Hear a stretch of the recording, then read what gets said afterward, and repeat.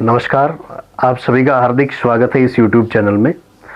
यहाँ पर जो हमने एक आपके लिए जो निःशुल्क टेस्ट सीरीज शुरू की थी, उस टेस्ट सीरीज का जो पेपर का जो सॉल्यूशन है उसके लिए आपका और हमारा सामना होता है। तो उसी कड़ी में पटवार की जो टेस्ट सीरीज थी उसमें तीसरा टास्क टेस्ट जो आपका 9 तारीख को आयोजित हुआ था, उसमें भूगोल विषय से संबंधित जो भी प्रश्न पूछे गए थे उन प्रश्नों के सॉल्यूशन की ये क्लास होगी। तो देखिए कौन कौन से आपको क्वेश्चन पूछे गए हैं और उन प्रश्नों से आसपास से और कौन से प्रश्न आगे आपकी परीक्षा में हो सकते हैं, उन सब की हम यहाँ पर चर्चा करेंगे। देखिए पहले प्रश्न से हम शुरुआत करते हैं।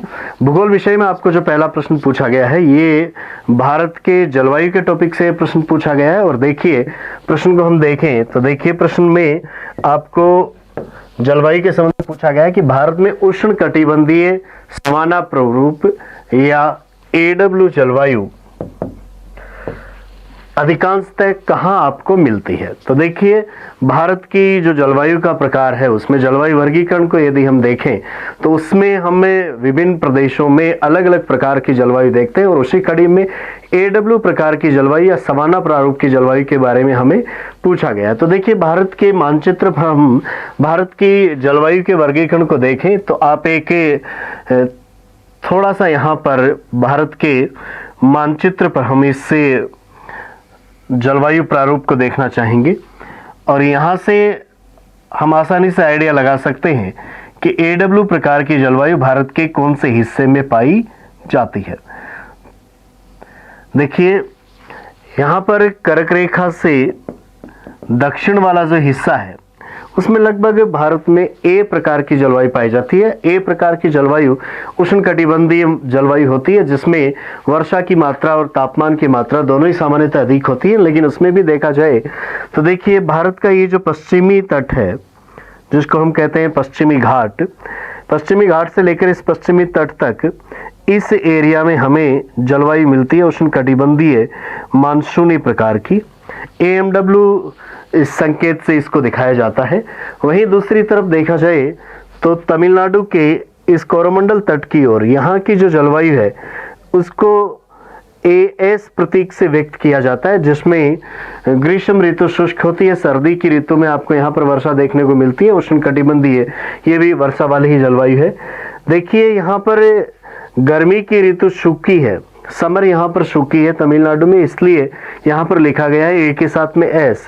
बाकी सारा जो हिस्सा है प्रायद्वीपीय पठार का उसमें A प्रकार की जलवायु में S के बजाय लिखा जाएगा W। कोपेन के जलवायु वर्गीकरण में यदि देखा जाए तो स्मॉल w और स्मॉल h का मतलब होता है, स्मॉल s का मतलब है गर्मी की ऋतु सूखी है, सर्दी की ऋतु में वर्षा है, और स्मॉल w का मतलब है सर्दी की ऋतु सूखी है और गर्मी की ऋतु में वर्षा है। तो भारत का अधिकांश ये जो प्रायद्वीपीय पठार का हिस्सा है इस पर सर्दी की ऋतु सूखी होती है, गर्मी की ऋतु में वर्षा होती है, इसलिए यहाँ पर सर्दी सूखी होने के कारण A के साथ में लिखा जाता है W। इसी प्रकार की जलवायु को हम सवाना प्रारूप जलवायु कहते हैं AW भारत में यहाँ पर। तो देखिए अधिकांशतः आपको कौन से एरिया में मिलती है, भारत का कर्क रेखा से दक्षिण का अधिकांश ये जो हिस्सा है प्रायद्वीपीय पठार का, यहाँ की जलवायु AW प्रकार की है। आपके जो ऑप्शन दिए गए हैं उनमें पहला ऑप्शन है राजस्थान मरुस्थलीय प्रदेश, दूसरा ऑप्शन है प्रायद्वीपीय पठारी प्रदेश, तीसरा है जम्मू कश्मीर का प्रदेश और चौथा है उत्तरी पूर्वी प्रदेश।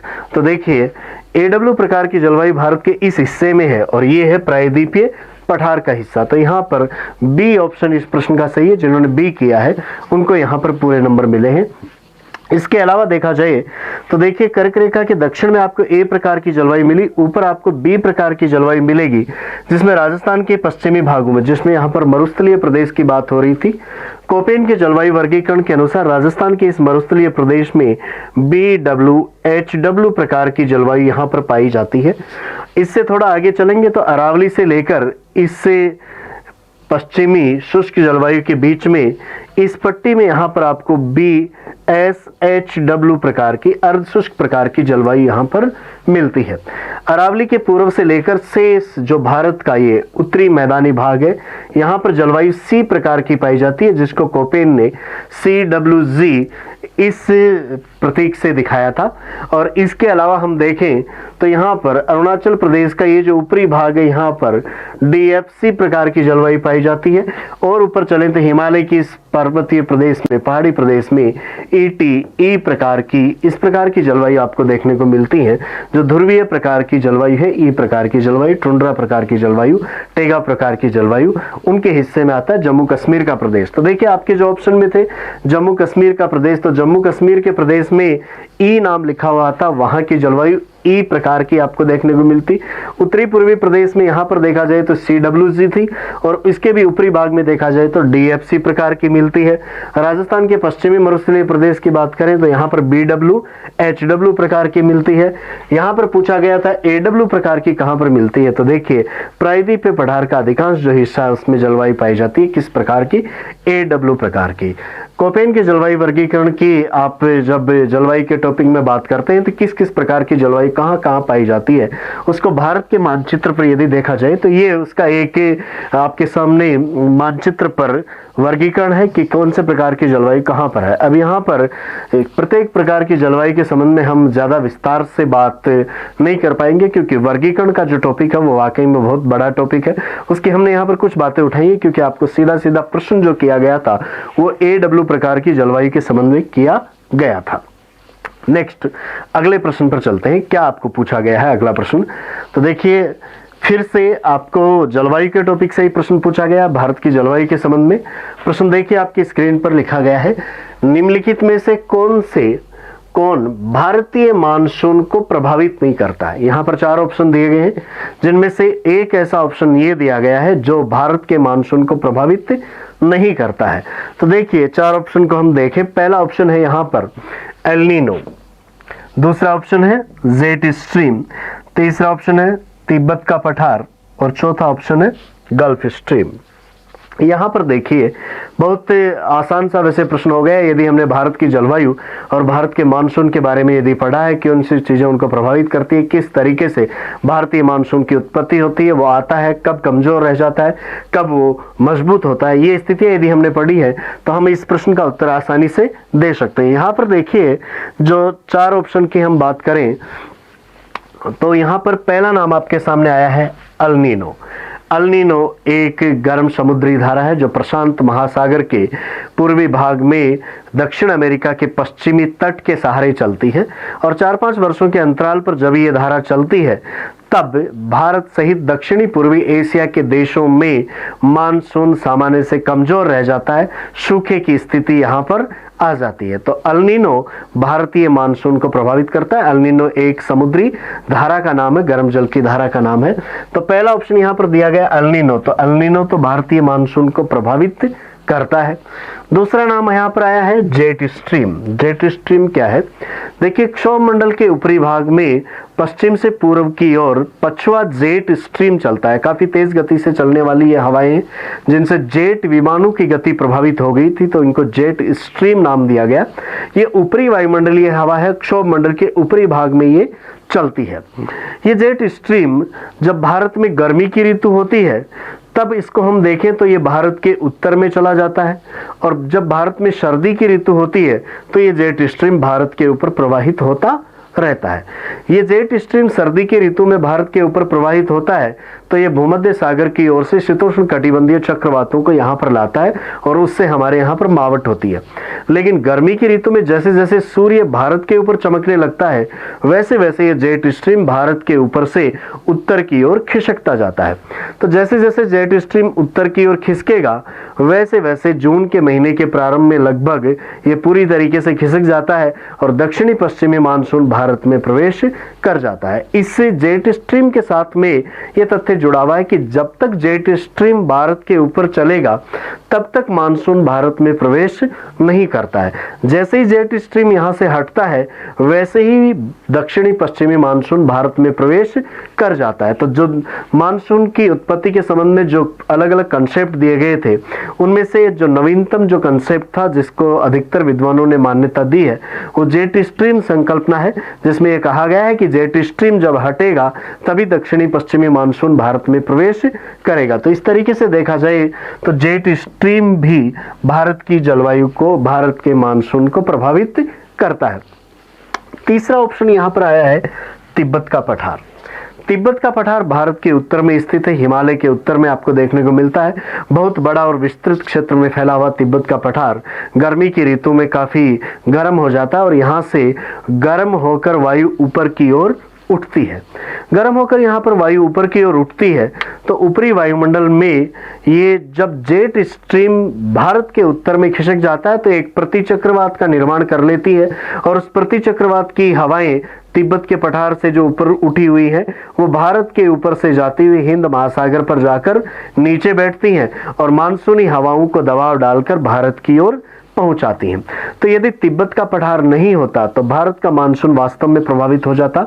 जेट स्ट्रीम जैसे ही भारत के उत्तर में हट जाता है उसी समय तिब्बत के पठार के ऊपर से गर्म होकर ऊपर उठी हुई हवा है वो प्रतिचक्रवात का निर्माण कर लेती है और उसके दौरान हवाएं भारत के ऊपर से दक्षिण में हिंद महासागर पर जाकर नीचे बैठती हैं और दक्षिणी पश्चिमी मानसून को धक्का देकर भारत में पहुंचाती है। तो वैसे देखा जाए तो ये जो तिब्बत का पठार है ये भारत के मानसून के भारत में प्रवेश करने के लिए एक प्रकार से ट्रिगर का काम करता है। जैसे ही तिब्बत के पठार के ऊपरी वायुमंडल में प्रतिचक्रवात का निर्माण होगा उसी समय भारत में दक्षिणी पश्चिमी मानसून प्रवेश करेगा। पी कोटेश्वरम ने जो अपनी अवधारणा दी है उसमें तिब्बत के पठार का उन्होंने बहुत बड़ा रोल बताया भारतीय मानसून के संबंध में। तो यहाँ पर ए बी सी तीनों कथन हम देखें, तीनों ऑप्शन देखें तो ये तीनों ही भारतीय मानसून को प्रभावित कर रहे हैं। लेकिन चौथा ऑप्शन देखा जाए, चौथा दिया गया gulf stream. Gulf stream Atlantic महासागर में चलने वाली एक गर्म जलधारा है जो यूरोप की जलवायु को विशेषकर प्रभावित करती है, यूएसए के पूर्वी तटीय भागों को अधिकतर प्रभावित करती है, लेकिन भारत की मानसून पर उसका कोई भी प्रभाव हमें देखने को नहीं मिलता है। तो यहाँ पर जो भारतीय मानसून को प्रभावित नहीं करता है उस कारक को हम देखें तो वो है कौन सा, गल्फ स्ट्रीम। गल्फ स्ट्रीम भारतीय मानसून को प्रभावित नहीं कर रहा है। ये जलवायु के संबंध में पूछे गए दूसरे प्रश्न की हमने यहाँ पर बात की। नेक्स्ट अगले प्रश्न को देखते हैं। यहाँ पर फिर से अगला प्रश्न आपको भारत की जलवायु के संबंध में पूछा गया है और देखिए इस बार क्या प्रश्न है, आपकी स्क्रीन पर है प्रश्न। देखिए सबसे पहले प्रश्न को पढ़िए। निम्नलिखित में से किस राज्य में दक्षिणी पश्चिमी मानसून से वर्षा नहीं होती है? तो देखिए यहाँ पर आपको ऑप्शन दिए गए हैं, राजस्थान, तमिलनाडु, कर्नाटक, पंजाब, ये सारे ऑप्शन आपको दिए गए हैं। दक्षिणी पश्चिमी मानसून से भारत के अधिकांश भागों में वर्षा होती है, लेकिन तमिलनाडु राज्य जून, जुलाई, अगस्त इन महीनों में वर्षा प्राप्त नहीं कर पाता है। जो दक्षिणी पश्चिमी मानसून है वो भारत के पश्चिम की ओर से आकर जो पश्चिमी घाट पर्वत श्रेणी है उससे टकराता है और उस पश्चिमी घाट पर्वत श्रेणी के पूर्व में जो तमिलनाडु है उसमें वर्षा उससे नहीं हो पाती है। लेकिन जब लौटते मानसून का समय आता है या शीतकाल में हम देखें उत्तरी पूर्वी मानसून का समय आता है उस समय तमिलनाडु राज्य वर्षा प्राप्त करता है। तो ये एक बहुत महत्वपूर्ण प्रश्न है परीक्षाओं का कि कौन सा राज्य गर्मी की ऋतु में वर्षा प्राप्त नहीं करता, शीत ऋतु में वर्षा प्राप्त करता है। तो उसका उत्तर भी आएगा क्या, तमिलनाडु।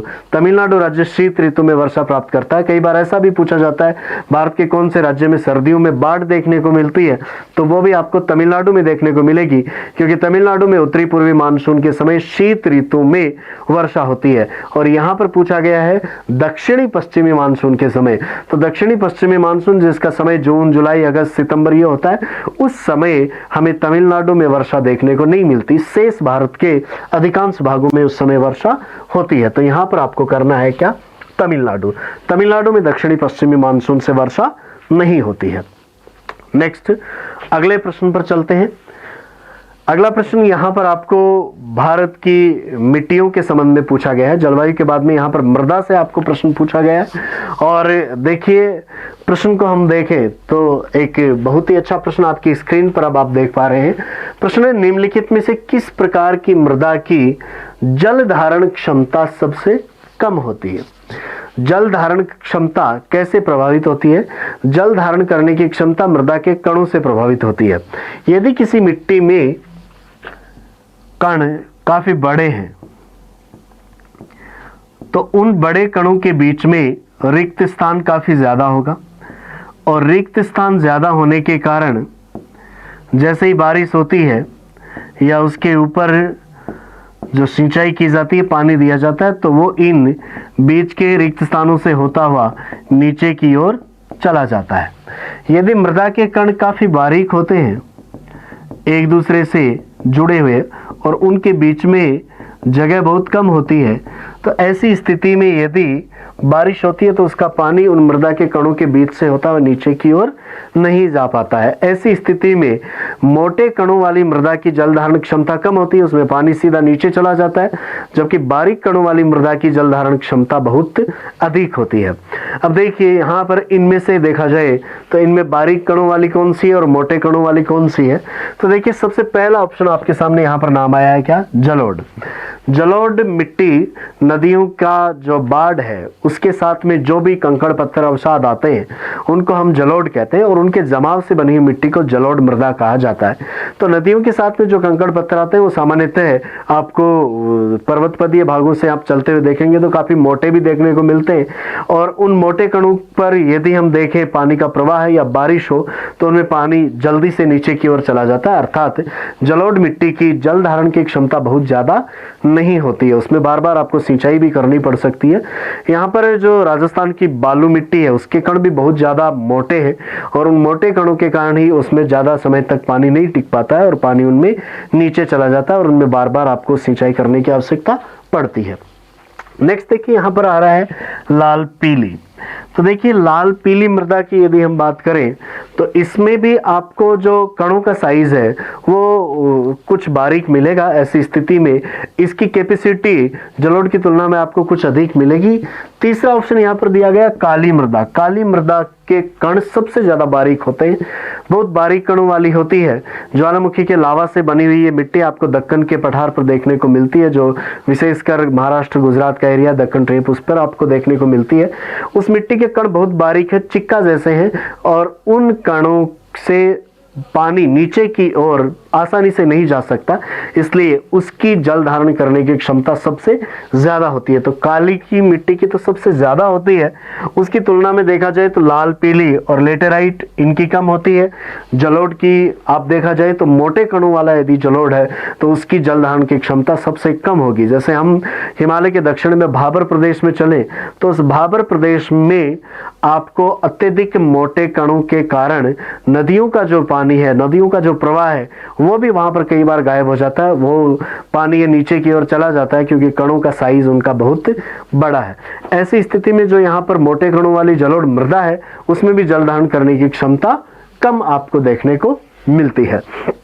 नेक्स्ट अगला प्रश्न, यहाँ पर अगला प्रश्न आपको वर्षा के संबंध में किया गया है, और यह पूछा गया है कि भारत की सर्वाधिक वर्षा मुख्यतः प्राप्त होती है। भारत में जितनी भी वर्षा होती है उसमें से सबसे ज्यादा आपको किससे प्राप्त होती है?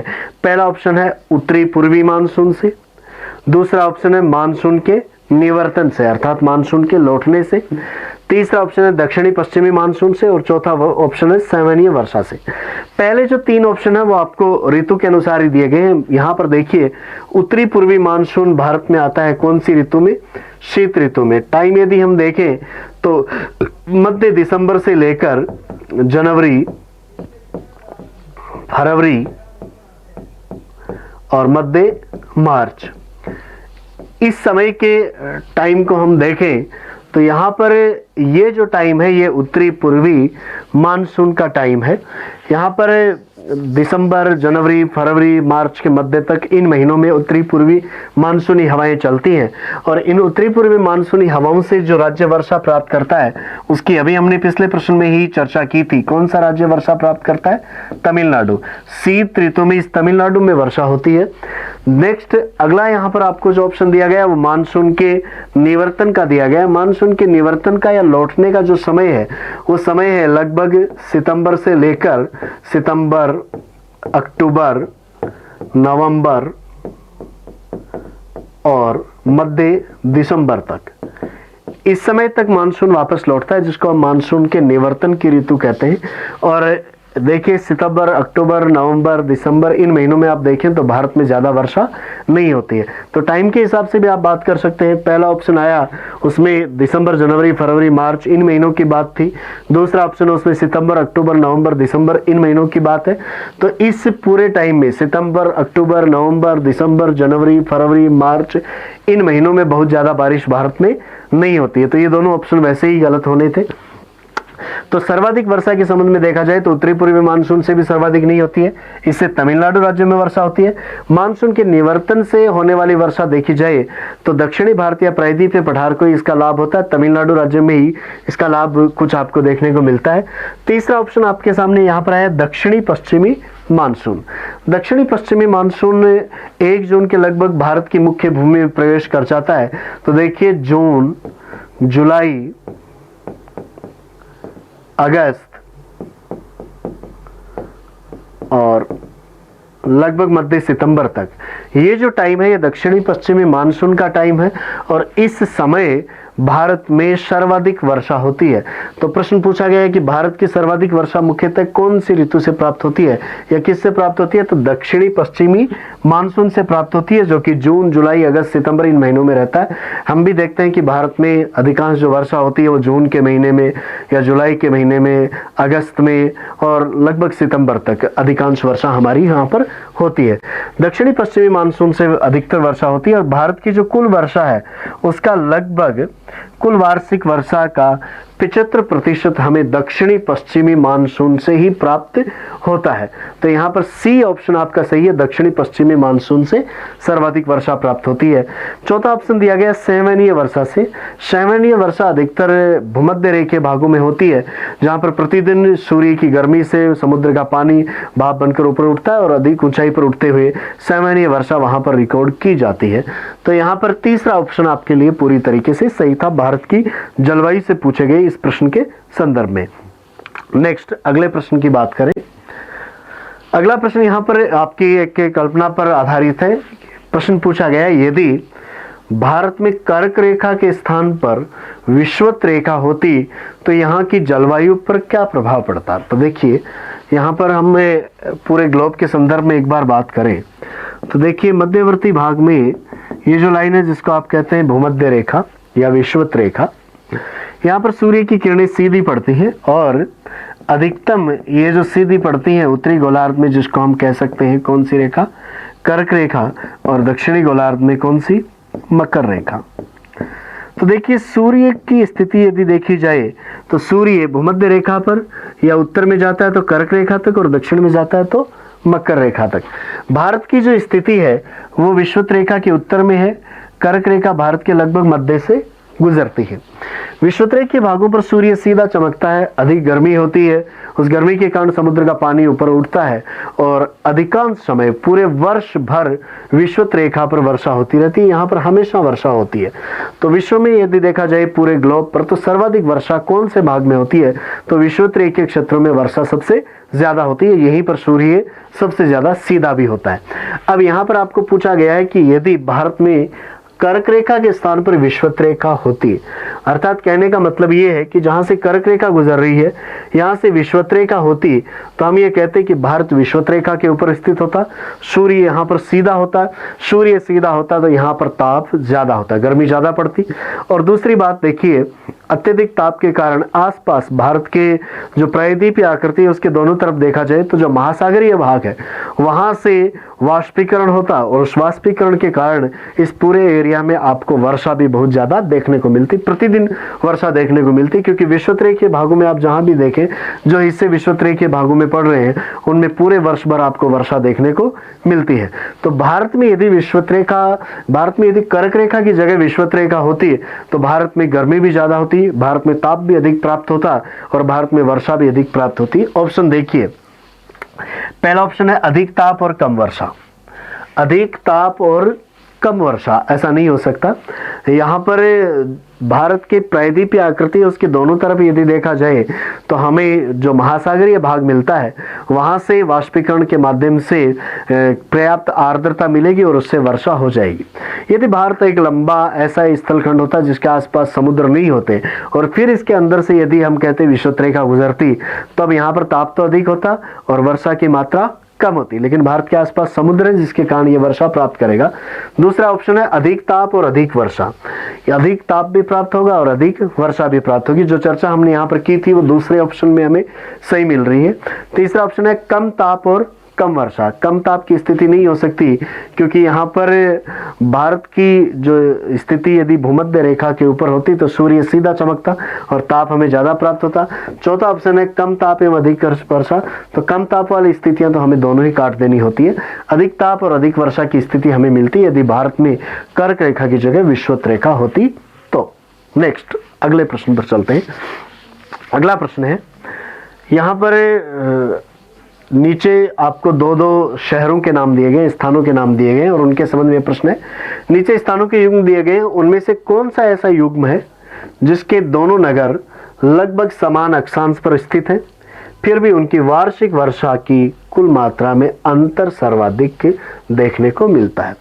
तो देखिए यहाँ पर प्रश्न ऐसा किया गया है कि सामान्यतः एक अक्षांश पर एक जैसी ही जलवायु होनी चाहिए, एक जैसी विशेषता होनी चाहिए, क्योंकि एक अक्षांश पर सूर्य की किरणों का कोण एक जैसा होता है, तापमान एक समान रहना चाहिए। लेकिन कुछ चीजें जो जलवायु को प्रभावित करती हैं उनमें अक्षांशीय स्थिति के अलावा समुद्र तल से ऊंचाई, समुद्र तट से दूरी, ये चीजें भी प्रभावित करती है।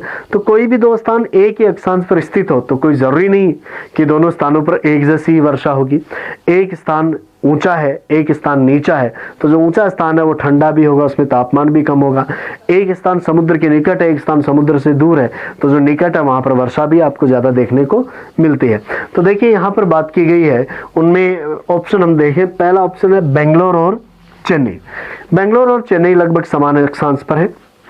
एक भारत के पूर्वी तट पर जो तमिलनाडु का तट है उस पर चेन्नई स्थित है और उससे थोड़े अंदर की ओर हम चलेंगे तो आपको कर्नाटका में देखने को मिलता है बेंगलोर। एक ही अक्षांश पर है लेकिन वर्षा की मात्रा में कोई बहुत ज्यादा अंतर इनमें देखने को नहीं मिलता है। नेक्स्ट दूसरा ऑप्शन है यहाँ पर अजमेर और शिलोंग।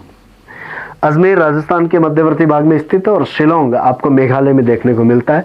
मेघालय जिसको मेघ का घर कहा जाता है, जिसमें सर्वाधिक वर्षा वाला स्थान भी है मासिनराम, जिसका वर्ल्ड रिकॉर्ड है, विश्व में सर्वाधिक वर्षा वहीं पर होती है। तो देखिए शिलोंग के क्षेत्र में बहुत ज्यादा वर्षा आपको देखने को मिलती है।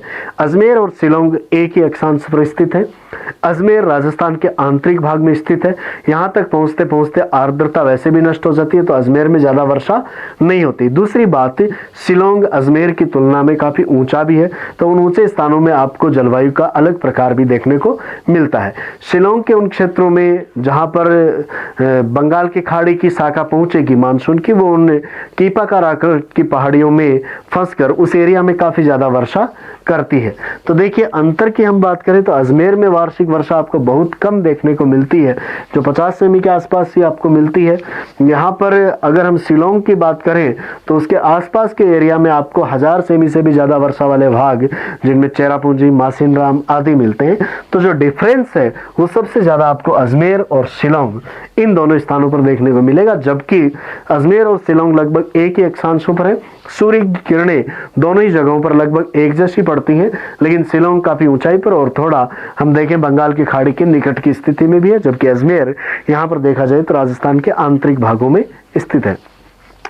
अगला ऑप्शन है मुंबई और विशाखापट्टनम। मुंबई भारत के पश्चिमी तट पर और विशाखापट्टनम पूर्वी तट पर स्थित है और दोनों लगभग समान अक्षांश पर है, लेकिन इनमें भी बहुत ज्यादा अंतर नहीं है वर्षा की मात्रा में।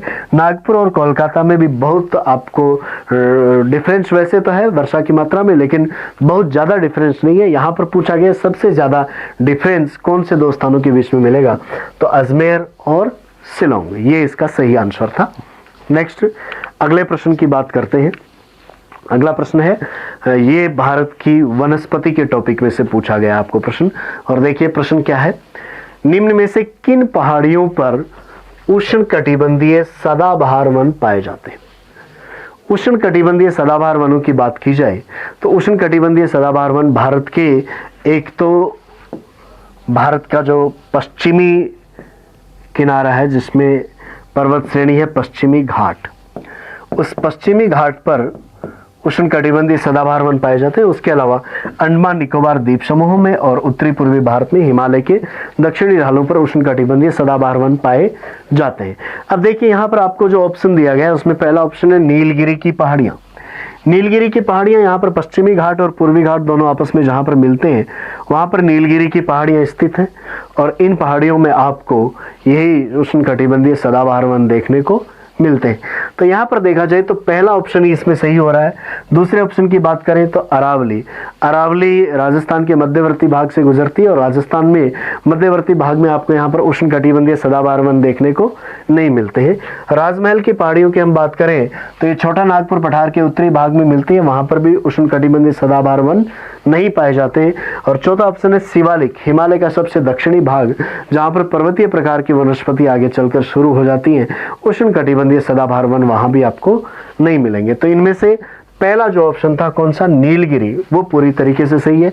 नीलगिरी इस पश्चिमी घाट का ही जो जुड़ा हुआ भाग है, यहाँ पर आपको उष्णकटिबंधीय सदाबहार प्रकार की वनस्पति देखने को मिलती है। नेक्स्ट अगले प्रश्न को देखें। यहाँ पर यह प्रश्न है भारत की मिट्टियों के संबंध में। भारत की जो मृदा है, कौन से प्रकार की मृदा ज्यादा पाई जाती है, कौन सी कम पाई जाती है। तो देखिए यहाँ पर प्रश्न किया गया है, क्षेत्रफल के आधार पर भारत की मिट्टियों का सही अवरोही क्रम पूछा गया है। अवरोही क्रम का मतलब सबसे ज्यादा कौन से प्रकार की मिट्टी है उसका नाम सबसे पहले आना चाहिए और सबसे कम जिसका परसेंटेज है, सबसे क्षेत्रफल सबसे कम जिसका है, उसका नाम लास्ट में आना चाहिए। अवरोही क्रम आपको देखना है। तो देखिए भारत की अगर हम मिट्टियों का वर्गीकरण करें तो भारत में सर्वाधिक क्षेत्रफल पर पाई जाती है कौन सी मिट्टी, जलोढ़ मिट्टी।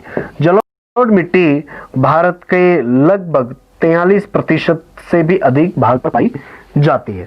तो भारत की जो कुल मिट्टियां हैं, जो कुल क्षेत्रफल है, उसके 43% के आसपास तो एक ही प्रकार की मृदा पाई जाती है, कौन सी, जलोढ़। तो दूसरी को यदि हम देखें तो वो जलोढ़ से आपको कम ही देखने को मिलेगी। तो सबसे पहले नाम आना चाहिए किसका, जलोढ़ का। ऑप्शन ए में भी आ रहा है और ऑप्शन बी में भी आ रहा है, सी और डी में नहीं आ रहे हैं, तो सी और डी यहाँ पर पहले ही कट हो गए। अब दो ही ऑप्शन पर आपको विचार करना है। जलोढ़ के अलावा हम देखें तो दूसरे प्रकार की जो मिट्टी है उसमें नाम आता है लाल प्रकार की मिट्टी। भारत के लगभग 18% भाग पर पाई जाती है, 18.5 के लगभग है। और यहाँ पर काली मिट्टी को हम देखें तो ये लगभग 15% भाग पर पाई जाती है। तो जलोढ़, लाल, काली, इस क्रम में हम चलें तो पहले में जलोढ़, काली, लाल और दूसरे में जलोढ़, लाल और काली। यहाँ पर बी ऑप्शन में ये क्रम सही आ रहा है, जलोढ़, लाल, काली। और बहुत कम मात्रा पाई जाती है भारत में लेटेराइट मिट्टी की, जो कुछ एक भागों में आपको मिलती है, परसेंटेज उसका काफी कम आपको मिलता है। तो बी ऑप्शन आपके लिए यहाँ पर सही है, जलोढ़, लाल, काली और लेटेराइट। हालांकि लाल और काली मिट्टियों का जो क्षेत्र है उसमें बहुत ज्यादा फर्क नहीं है, और लाल काली मिश्रित, मध्यम काली, मध्यम लाल, लाल पीली, इनके मिश्रण का जो अलग अलग विद्वानों ने मिट्टियों का वर्गीकरण किया, उनमें कुछ ने जो काली मिट्टी का जो क्षेत्र है उसको भी लाल मिट्टी की तुलना में ज्यादा बताया कुछ विद्वानों ने। लेकिन अधिकांश जो ICR, Indian council of agriculture research, उसका जो मृदा वर्गीकरण है उसमें हम देखें तो उसमें जलोढ़, फिर लाल और फिर काली, और उसके बाद में लेटेराइट और अन्य जो मिट्टियां हैं उनका क्षेत्रफल कम मिलता जाता है। तो बी ऑप्शन इसमें सही था इस प्रश्न के हिसाब से। नेक्स्ट अगला प्रश्न। अगला प्रश्न फिर से आपकी स्क्रीन पर है, वो मृदा के संबंध में ही है। और देखिए प्रश्न में क्या लिखा गया है। प्रश्न है काली मिट्टी के संदर्भ में प्रश्न पूछा गया है, काली मिट्टी के संबंध में निम्न में से कौन सा कथन असत्य है। असत्य कथन आपको देखना, गलत देखना है आपको। काली मिट्टी के बारे में कुछ बातें लिखी गई हैं जो सही है, उनमें से एक बात गलत है, उस गलत बात को आपको देखना है। तो देखिए पहले कथन को हम पढ़ते हैं, काली मिट्टी कपास की वृद्धि के लिए आदर्श होती है। काली मिट्टी को अधिकांशतः कहा ही कपासी मिट्टी जाता है। काली मिट्टी को सामान्यतः कपासी मृदा भी कहते हैं, क्योंकि प्रश्न भी बहुत बार पूछा जाता है कि कपास की कृषि के लिए सबसे उपयुक्त मृदा कौन सी है, तो उसका नाम आता है कौन सी, काली मृदा है। तो ऐसी स्थिति में काली मिट्टी कपास की वृद्धि के लिए आदर्श होती है, ये कथन तो सत्य है, असत्य नहीं है। दूसरा, इसमें आर्द्रता को अधिक समय तक धारण करने की क्षमता होती है। काली मिट्टी के कण बहुत बारीक होते हैं, चिक्का की तरह बारीक कण होते हैं इसके, और बारीक कणों के कारण इसकी आर्द्रता धारण करने की क्षमता बहुत ज़्यादा होती है। कई दिनों तक इसमें आर्द्रता संचित रहती है, बार बार इसमें सिंचाई करने की ज़रूरत नहीं पड़ती है। तो दूसरा कथन भी इसके लिए पूरी तरीके से सही है। तीसरा है, सूखने पर काली मिट्टी में दरारें पड़ जाती हैं। काली मिट्टी में माउंट मेलानाइट खनिज पाया जाता है, जिसके कारण जैसे ही वर्षा होती है तो ये मिट्टी फैलती है, और जब सूखती है तो ये सिकुड़ती है। तो सूखने पर सिकुड़न के कारण इसमें दरारें पड़ जाती हैं, और कई बार ये दरारें काफ़ी चौड़ी और गहरी भी आपको देखने को मिलती हैं। तो आपको विशेषकर प्रायद्वीपीय पठार के जिन भागों में काली मिट्टी पाई जाती है वहाँ पर आपको सूखने पर इनमें दरारें देखने को मिल सकती है। दरारों की स्थिति के कारण यहाँ पर देखिए इस मृदा में क्या होता है, जैसे ही ऊपर जो वानस्पतिक अपशिष्ट है या हवा के कारण जो मिट्टी के कण हैं वो इन दरारों से होकर नीचे जाते रहते हैं। मृदा की जो जुताई की जाती है उस जुताई में हम क्या करते हैं कि नीचे की मृदा के कुछ कण ऊपर आते हैं और ऊपर से कुछ कण नीचे जाते हैं। इस मृदा में अपने आप दरारें पड़ती हैं और उनके माध्यम से ऊपर के कुछ कण अपने आप नीचे चले जाते हैं, इसलिए हम इसको स्वतः जुताई वाली मृदा भी कहते हैं, काली मृदा को। तो यहाँ पर इसमें दरारें पड़ जाती है, ये बात तो सही है, लेकिन चौथा ऑप्शन क्या है, इसकी जुताई अधिक करनी पड़ती है। इसकी अधिक जुताई करने की आवश्यकता नहीं होती है, इसको तो स्वतः जुताई वाली मृदा हम कहते हैं, तो इसकी जुताई अधिक नहीं करनी पड़ती है। डी ऑप्शन है ये असत्य है।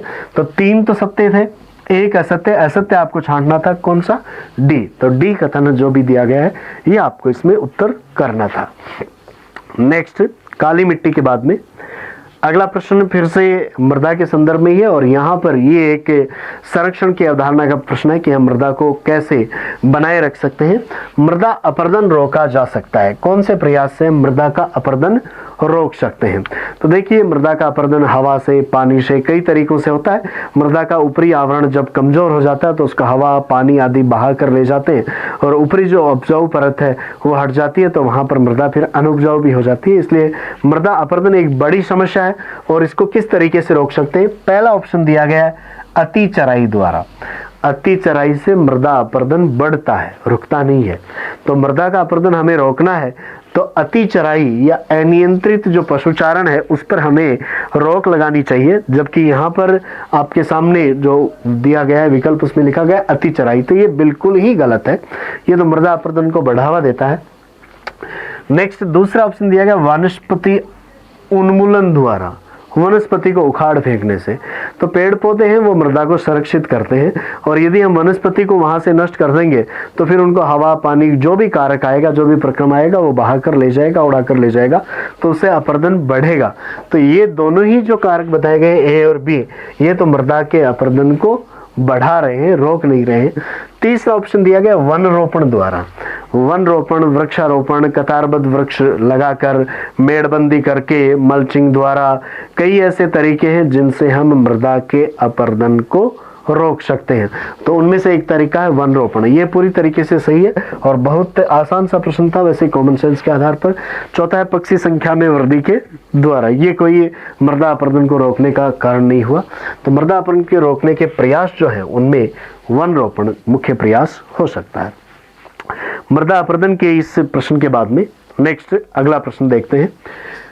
प्रश्न है निम्नलिखित कथनों पर विचार कीजिए। यहाँ पर भारत की जलवायु के संबंध में, मानसून के संबंध में फिर से 2 कथन दिए गए और इन पर विचार करना है कि इनमें से कौन सा सही है, कौन सा इनमें से गलत है। तो देखिए पहला कथन, दक्षिणी भारत से उत्तरी भारत की ओर मानसून की अवधि घटती जाती है।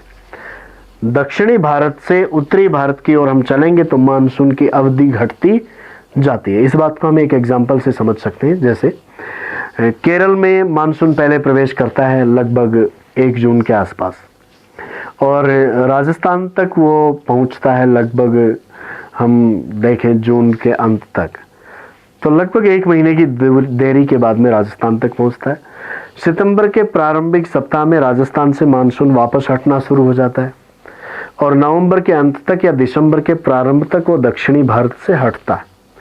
तो ऐसी स्थिति में जो दक्षिण पश्चिम का जो मानसून है वो उसकी अवधि हम देखें तो दक्षिणी भारत में उसकी अवधि ज़्यादा है और उत्तरी भारत में उसकी अवधि आपको कम देखने को मिलती है, ड्यूरेशन कम देखने को मिलती है। तो ये पूरी तरीके से सही कथन है। उत्तरी भारत में मानसून का जो पीरियड है वो छोटा होता है और दक्षिणी भारत में वो लंबा होता है। दूसरा ऑप्शन, दूसरा कथन क्या है? उत्तरी भारत के मैदानों में वार्षिक वर्षा पूर्व से पश्चिम की ओर घटती है।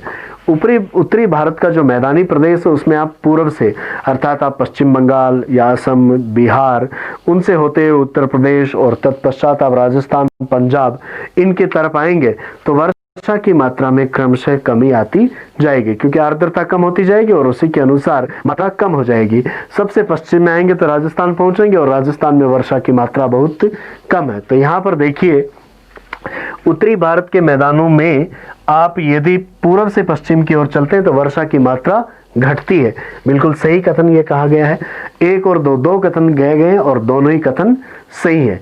पहला कथन तो ये था कि आप दक्षिण से उत्तर की ओर चलोगे तो जो मानसून की अवधि है वो घटती है, उत्तरी भारत में कम होती है, दक्षिणी भारत में अधिक होती है। सही कथन था। दूसरा, उत्तरी भारत के मैदान में आप पूर्व से पश्चिम की ओर चलोगे तो आपको वर्षा की मात्रा कम होती है मिलेगी। पश्चिमी भारत में वर्षा बहुत कम है, पूर्वी भारत में ज्यादा है। दोनों ही कथन सही है। पहला ऑप्शन है केवल एक, दूसरा है केवल दो और तीसरा है एक और दो दोनों। तो इसमें आपको करना था कौन सा? तीसरा।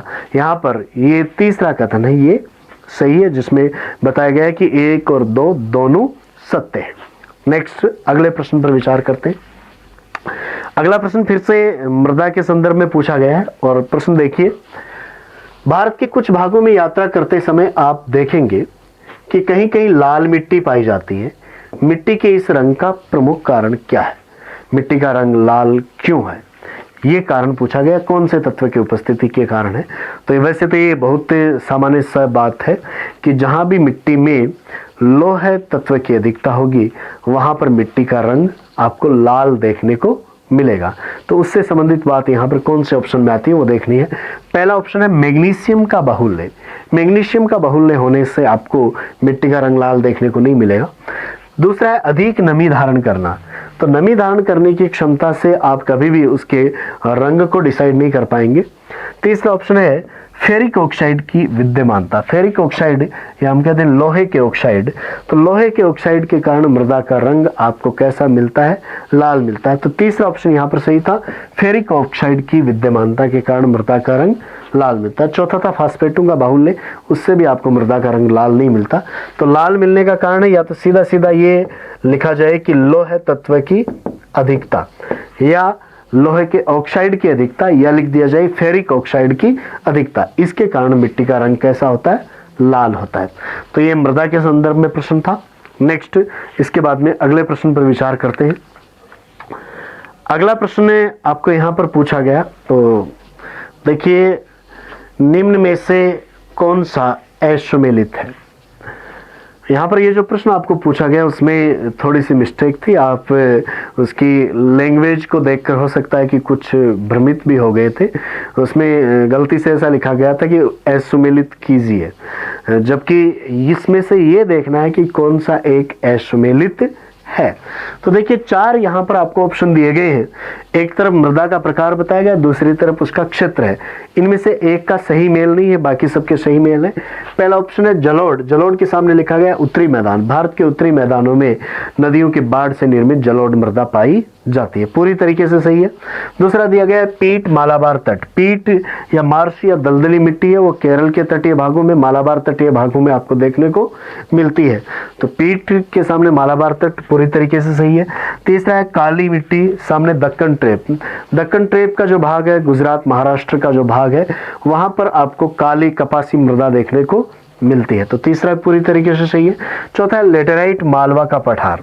लेटेराइट मिट्टी भारत में बहुत कम पाई जाती है। जो दक्षिण भारत में हम देखें तो तमिलनाडु, कर्नाटक की कुछ पहाड़ियों पर, उसके बाद में आपको मध्य भारत के कुछ भागों से होते हुए उत्तरी पूर्वी भारत के एक दो भागों में देखने को मिलती है। लेकिन बड़े विस्तार के रूप में देखा जाए तो मालवा के पठार पर आपको देखने को नहीं मिलती। यहाँ पर आपको लेटेराइट के सामने दे दिया मालवा का पठार, जो कि पूरी तरीके से गलत है।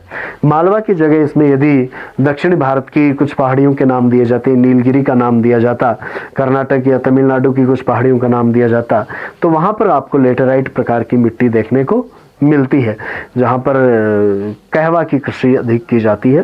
तो ये लेटेराइट मिट्टी कहवा की कृषि के लिए उपयुक्त है, जो कि आपको कर्नाटका में काफ़ी ज़्यादा देखने को मिलती है, तमिलनाडु में देखने को मिलती है। लेटेराइट के सामने मालवा का पठार लिखा गया था, ये अश्वमेलित था, इसको आपको टिक करना था।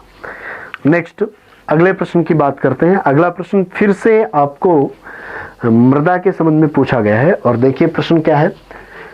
जलोढ़ मृदा के संबंध में असत्य कथन बताइए। गलत कथन बताना है आपको। कौन सी मिट्टी के बारे में? जलोढ़ मिट्टी के बारे में। जलोढ़ मिट्टी नदियों के बाढ़ से निर्मित उत्तरी भारत के मैदान में पाई जाने वाली मिट्टी है, जो भारत के सर्वाधिक क्षेत्रफल पर लगभग 43% भाग पर पाई जाती है। अब इस मिट्टी के बारे में आपको कुछ यहाँ पर कथन दिए गए हैं, उन कथनों को आपको देखना है कि उनमें से कौन सा गलत है, कौन सा सही है। पहला कथन दिया गया है, इसे कछारी मिट्टी भी कहते हैं, तो ये पूरी तरीके से सही ऑप्शन है। जलोढ़ मिट्टी को कछारी मिट्टी के नाम से भी जाना जाता है। नेक्स्ट दूसरा है, इस मृदा का निर्माण अवसादों के निक्षेपण से हुआ है। तो देखिए अभी हमने बात की थी कि नदियों के साथ जो भी अवसाद आते हैं, उनके निक्षेपण या उनके जमाव से जिस मिट्टी का निर्माण हुआ उसको हम कहते हैं कौन सी मिट्टी? जलोढ़ मिट्टी। तो इसकी जो परिभाषा दी गई है वो भी पूरी तरीके से सही है। पहले दोनों कथन सही है। तीसरा है, इसकी जल धारण क्षमता सर्वाधिक होती है। अभी पीछे एक क्वेश्चन आया था कि कौन सी मिट्टी की जल धारण क्षमता कम होती है, और उसका आंसर हमने किया था कौन सी? जलोढ़ मृदा। यहाँ पर कथन दिया गया है कि इसकी जल धारण क्षमता सर्वाधिक होती है। सर्वाधिक जल धारण क्षमता होती है कौन सी मिट्टी की? काली मिट्टी की, जो चिक्का जैसे बारीक कणों वाली होती है।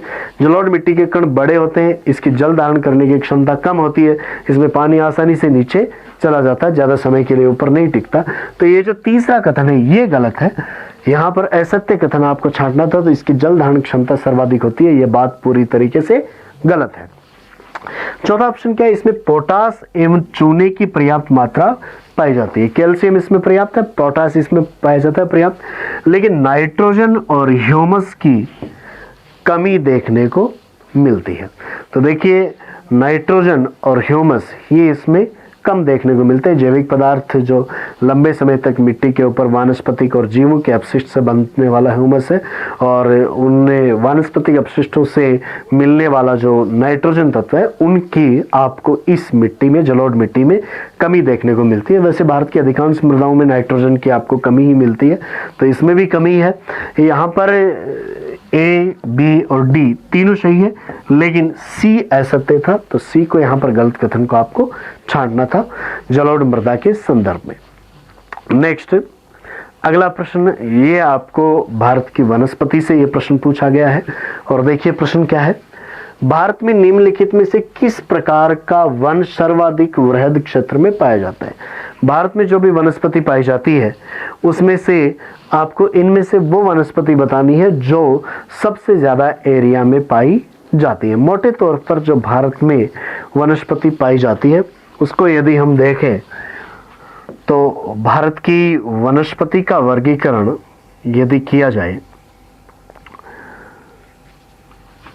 भारत के मानचित्र पर हम एक बार भारत की प्राकृतिक वनस्पति का वर्गीकरण यहाँ पर देखेंगे।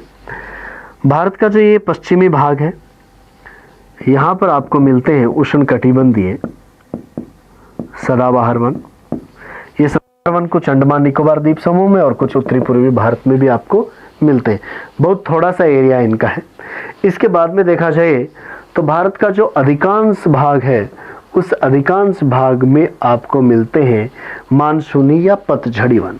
इसमें से भी देखा जाए तो अधिक वर्षा वाला जो भाग है, जहाँ पर 100 से 200 सेमी वर्षा होती है, वहाँ पर पाए जाते हैं आर्द्र पतझड़ी या आर्द्र मानसूनी, और इसके पश्चिम में यहाँ पर आपको मिलने हैं शुष्क मानसूनी। राजस्थान के इन पश्चिमी भागों में देखेंगे तो यहाँ पर मिलते हैं कौन से वन? मरुस्थलीय वन, और ऊपर हिमालय के इन भागों में आपको मिलते हैं पर्वतीय वन। समुद्र तटीय भागों में यहाँ पर आपको दलदली भागों में मिलते हैं कौन से? ज्वारीय वन। एरिया के हिसाब से देखा जाए तो मानसूनी वन भारत में सर्वाधिक क्षेत्रफल पर मिलते हैं, और उनमें भी आर्द्र मानसूनी या आर्द्र पतझड़ी जो वन है, जो ये सारा एरिया कवर करते हैं, ये भारत के लगभग 37% भाग पर पाए जाते हैं।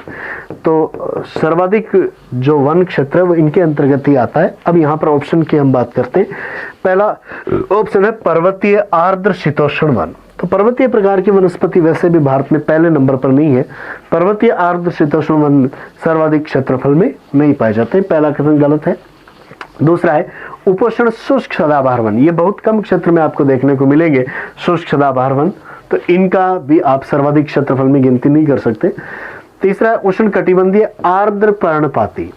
पर्णपाती हम कहते हैं पतझड़ी, या आप कह सकते हो मानसूनी।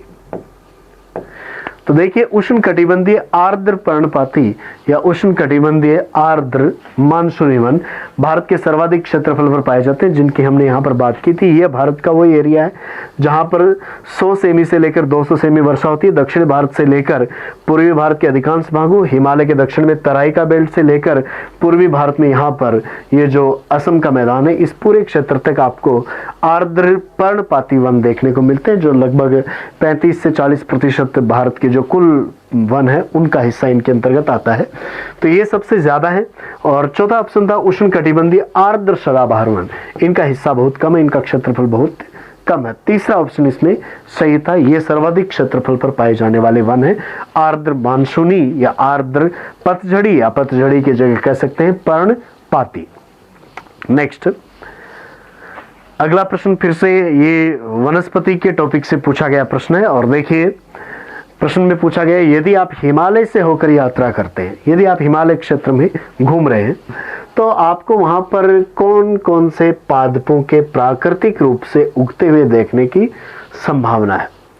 हो सकता है कि कोई ऐसा पादप जो दूसरी जलवायु का वो वहां पर ले जाकर उगाया जा सकता है, तो वो तो कृत्रिम तरीका हुआ, लेकिन प्राकृतिक रूप से वहां पर कौन कौन से पेड़ उगते हैं वो आपको वहां पर कौन कौन से देखने को मिलते हैं। तो यहाँ पर 3 वृक्षों के नाम है।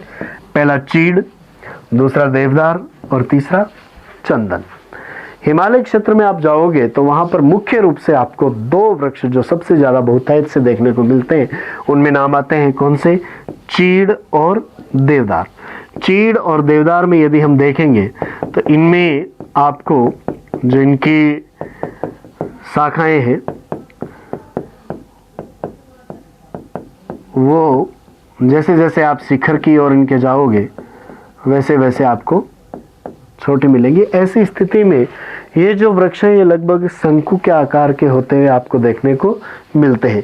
इस तरीके के वृक्ष आपको हिमालय क्षेत्र में मिलते हैं और इनमें नाम आता है चीड़ का भी और देवदार का भी।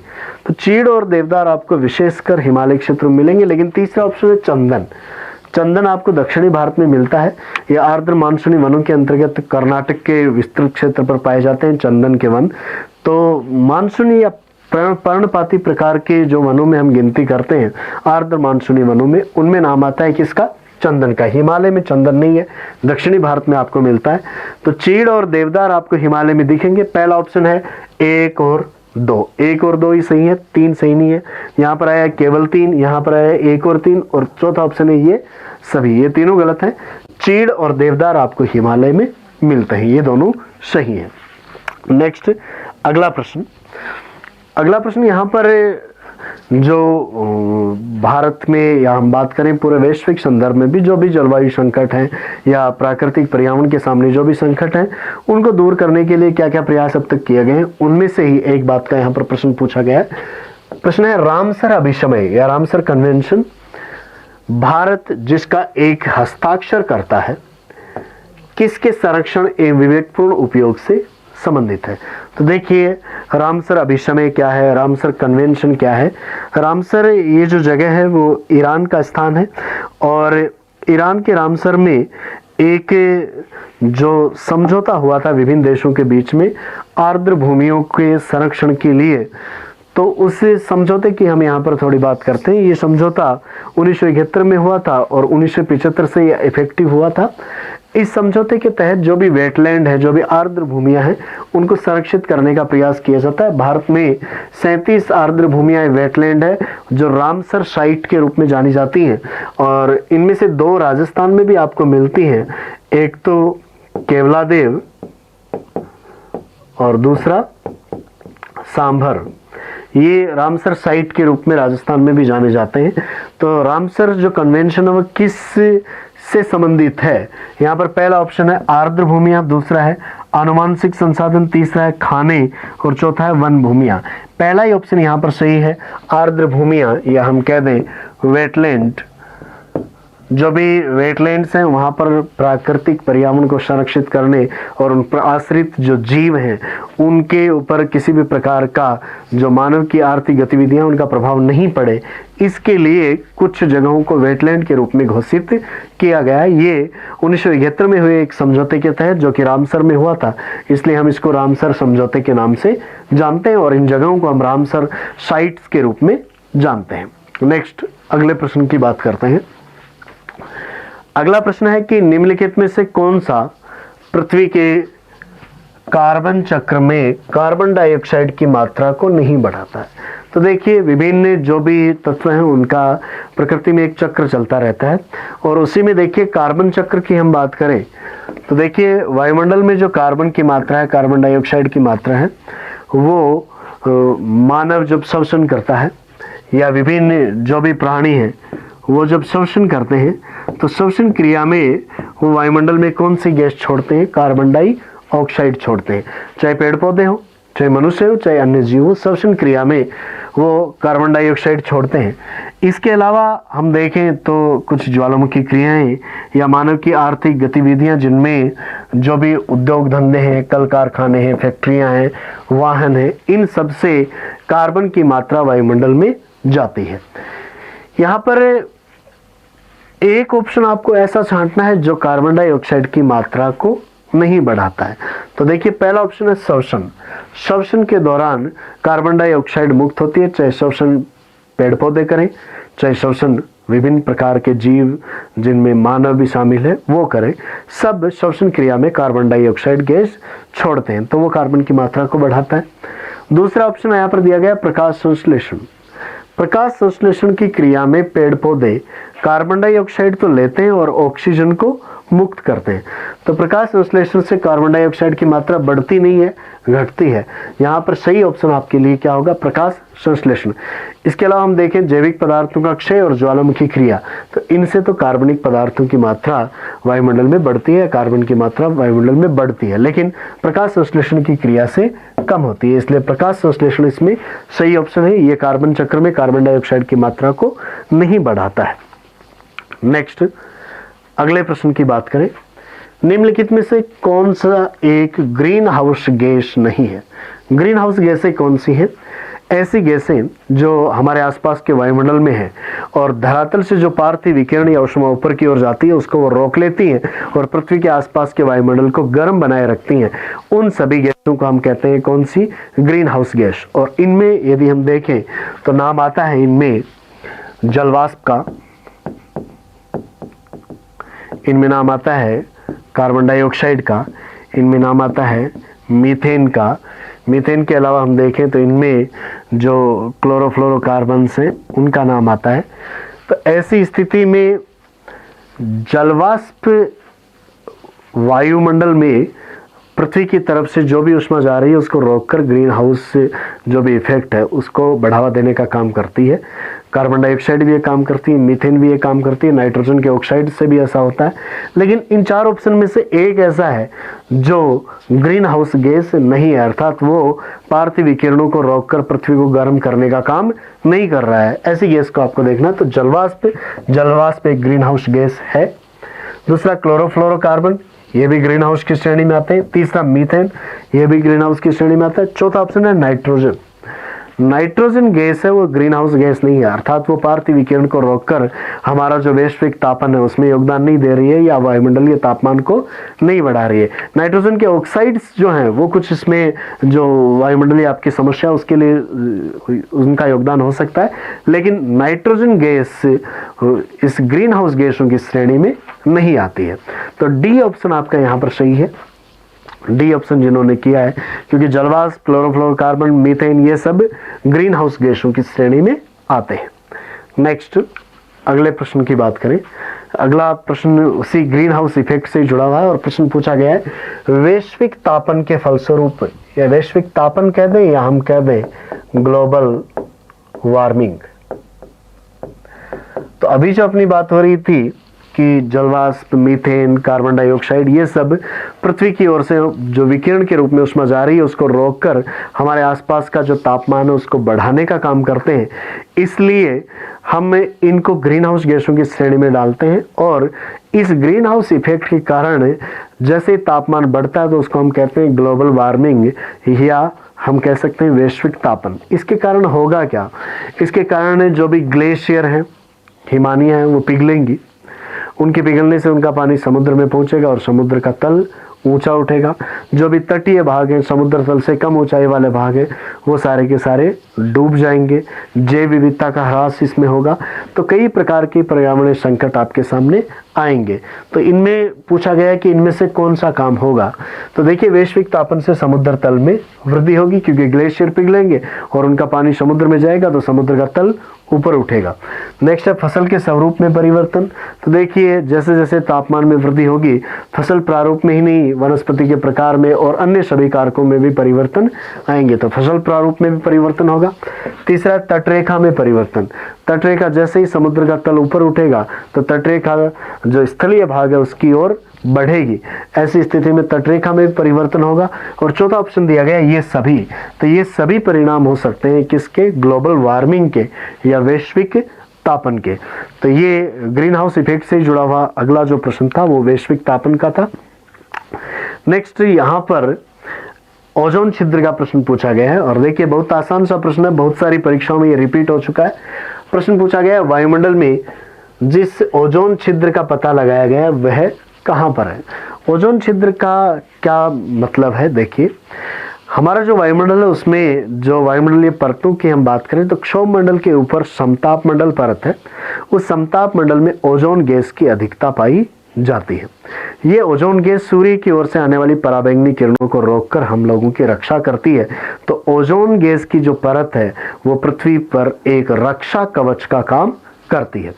अब ये जो ओजोन गैस है ये टूटती है तो इसकी मात्रा धीरे धीरे कम होती जाती है और जहां पर भी इसकी मात्रा कम होती है तो उस एरिया में ओजोन गैस है उसकी सांद्रता कम हो गई, उसके कण दूर दूर हो गए, तो वो एरिया है उस एरिया को हम देखें तो वहां पर इसकी मात्रा काफी कम आपको मिलती है, परत थोड़ी झीनी आपको मिलती है। ऐसी स्थिति में हम कहेंगे कि ओजोन परत में क्या हो गए? छिद्र हो गए, या हम कहते हैं ओजोन का क्षरण हो गया, ओजोन डिप्लेशन हो गया। तो ऐसी स्थिति ओजोन परत में इस समय हो रही है। मानव ने जो भी नए नए प्रयास किए उनमें प्रस्तुतियों से निकलने वाले जो भी क्लोरोफ्लोरोकार्बन वगैरह हैं वो सब ओजोन गैस को तोड़ते हैं और उससे ओजोन की मात्रा धीरे धीरे कम हो रही है।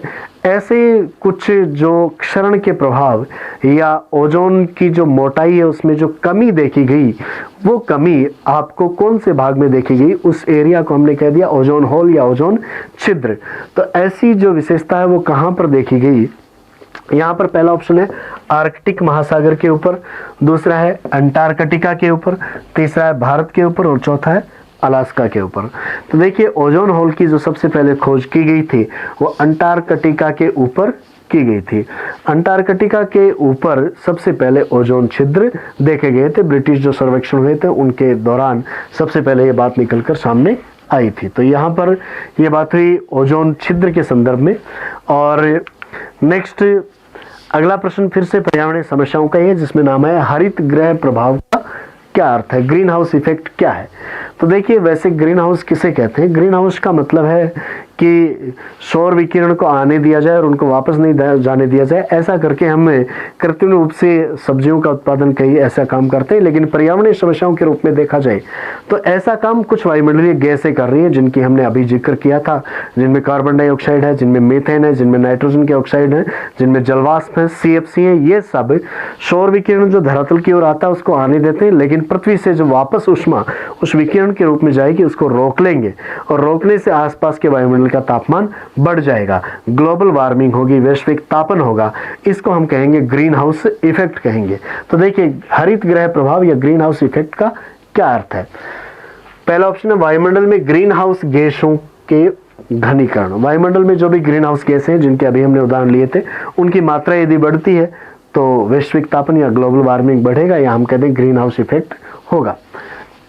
नेक्स्ट, बढ़े हुए तापमान में सब्जियों तथा फलों का उत्पादन। ये एक तरीका है जो हम पॉजिटिव रूप में काम में लेते हैं कि सौर विकिरण को वापस नहीं जाने दिया जाए, तो उसमें उच्च तापमान पर हम सब्जियों आदि की कृषि कर सकते हैं, उनकी खेती कर सकते हैं। लेकिन यहाँ पर ग्रीन हाउस इफेक्ट के संदर्भ में पर्यावरण समस्या के रूप में देखा जाए तो ग्रीन हाउस गैसों की यदि मात्रा में वृद्धि होती है, जो औद्योगिक क्रांति के बाद से कार्बन की मात्रा बढ़ी है, उसके कारण जो औसत वैश्विक तापमान है उसमें जो वृद्धि हुई है उसको हम हरित गृह प्रभाव के रूप में देखते हैं। तो यहाँ पर पहला ऑप्शन यहाँ पर सही है।